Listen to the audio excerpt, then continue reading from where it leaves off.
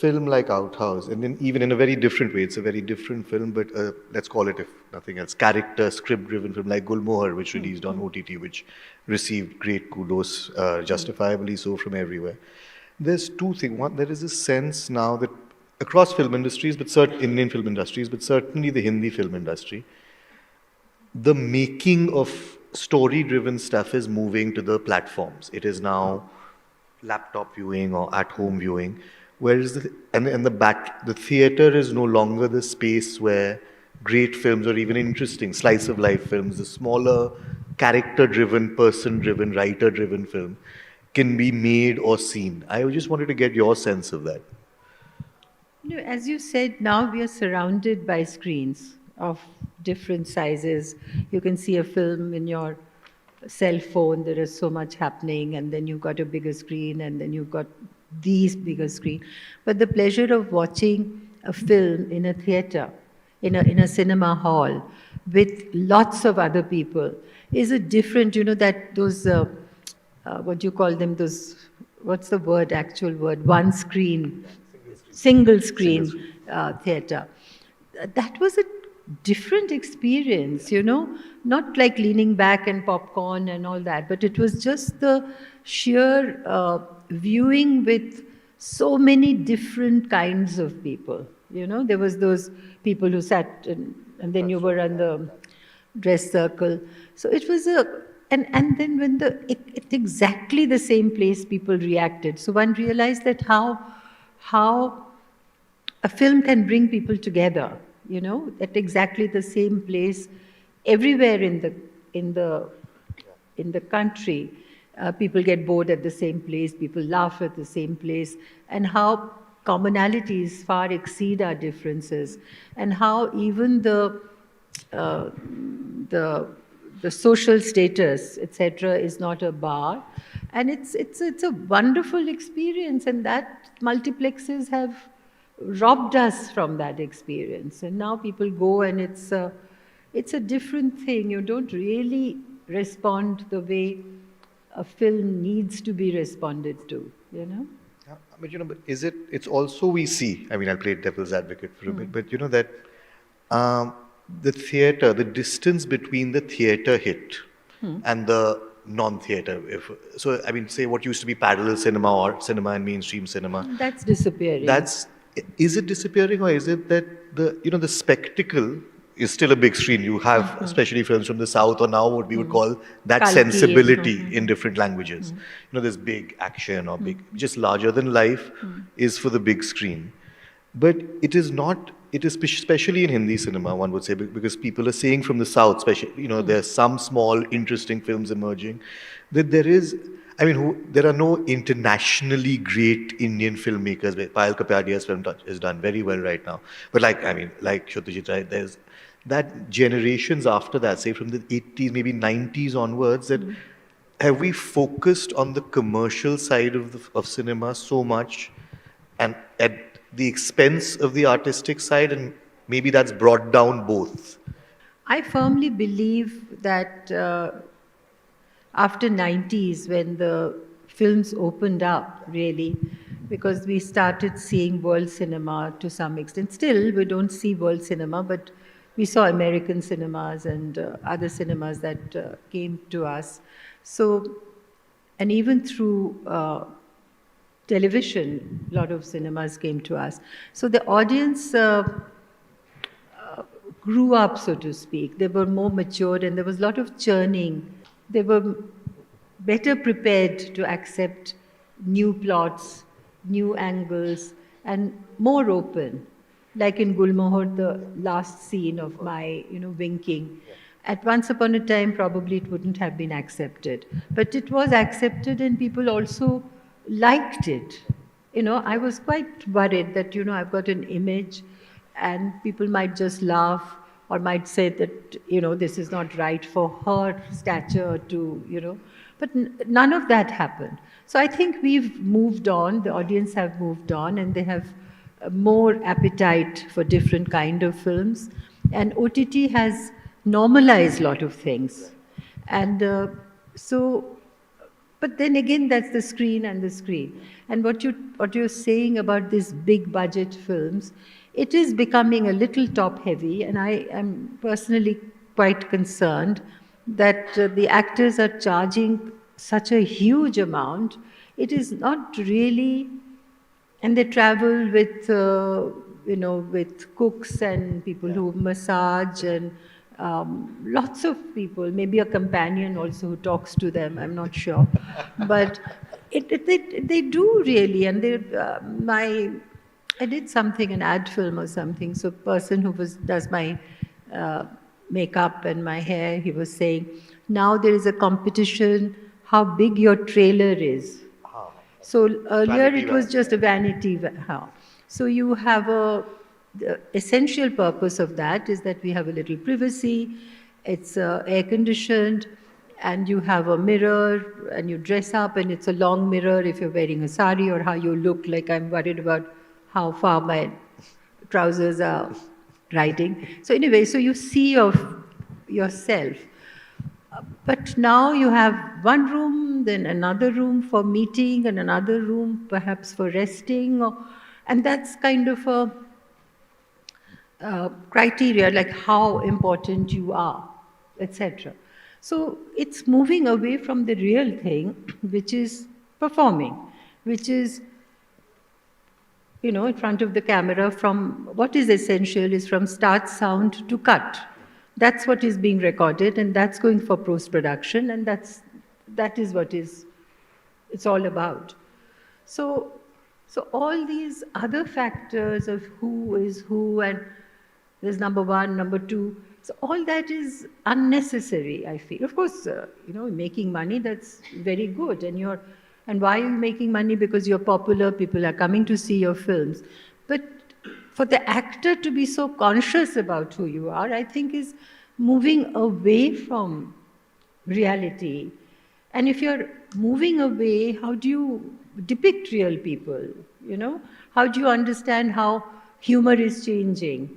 Or how, like Charlie Chaplin, like a guy walking into a, say, funeral. It's a very somber affair.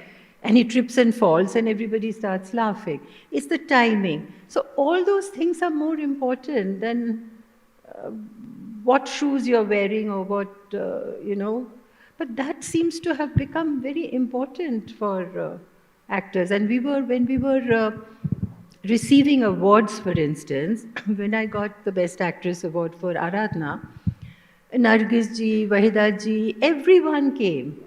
Everyone came and sat, and Kishore Kumar sang on the stage.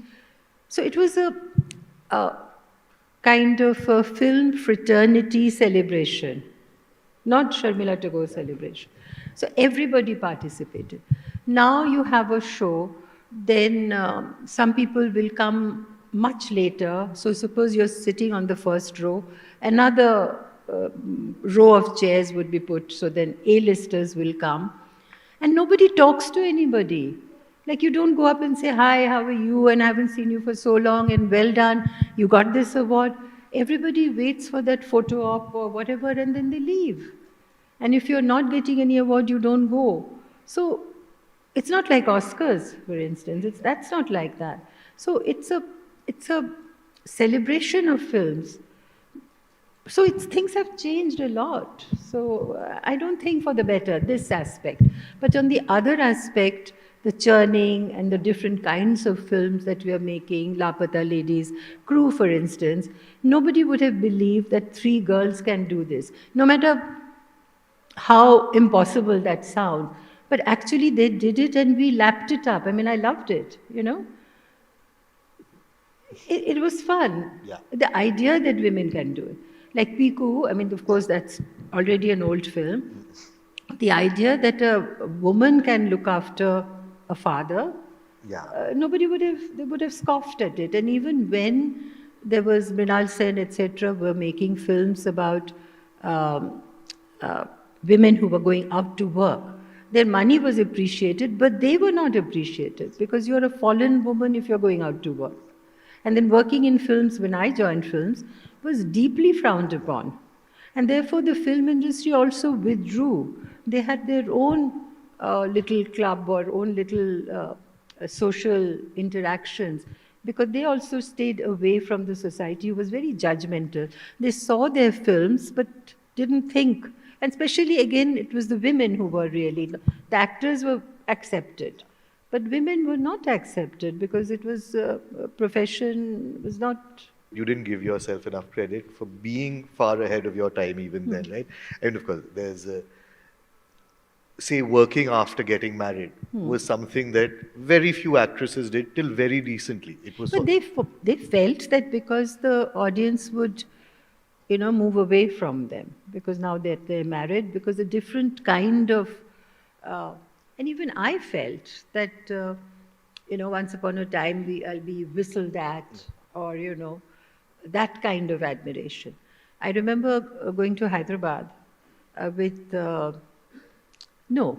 So, yeah, when you get married, a different kind of respect comes. And then when you become a mother, then you've joined the collective, then you're part of. So I remember going to Hyderabad, and at that time, I don't know, the train went somewhere, and the car had to come from Hyderabad to collect me.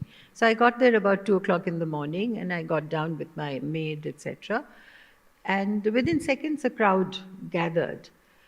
But usme se listen, make space for her, take her to the waiting room, get her a chair. Does your son need the milk to be warmed? And it was a different kind of reception altogether. And when I was shooting for Aurane Din Ratri in Chipadahar, so we had come from Chipadahar and came to Ranchi, and we were mobbed because we were surrounded by thousands of people.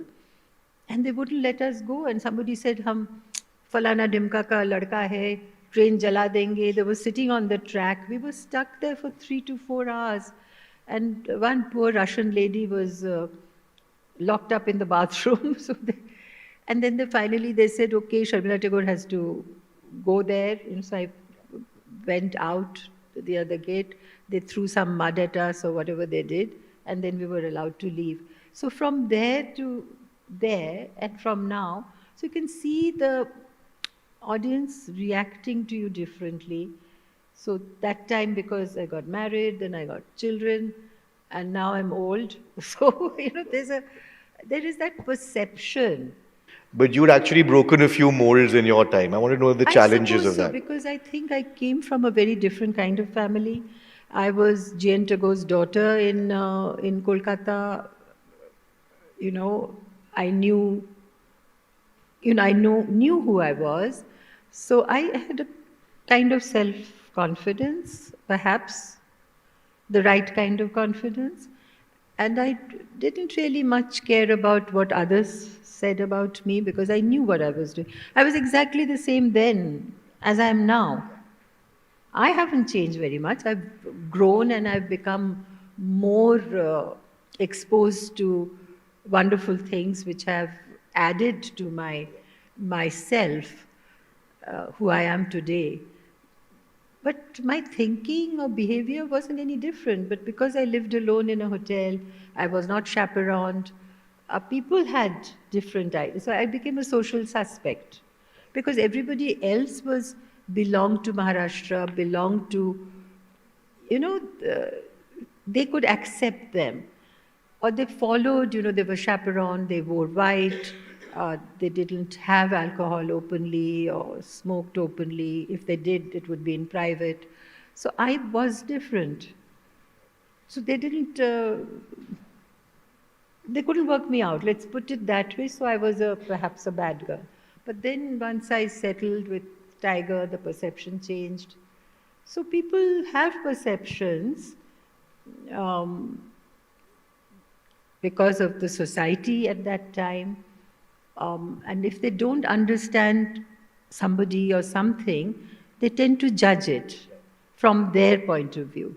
So you cannot really, there are many people out there with many different thoughts and expectations, and I'm alone here, one person. So if I can't please you and you and you and you and you, I can't, it's not possible. So why even go there? And if I know I'm doing something right, and I think my support and uh, affirmation came from my family and my friends.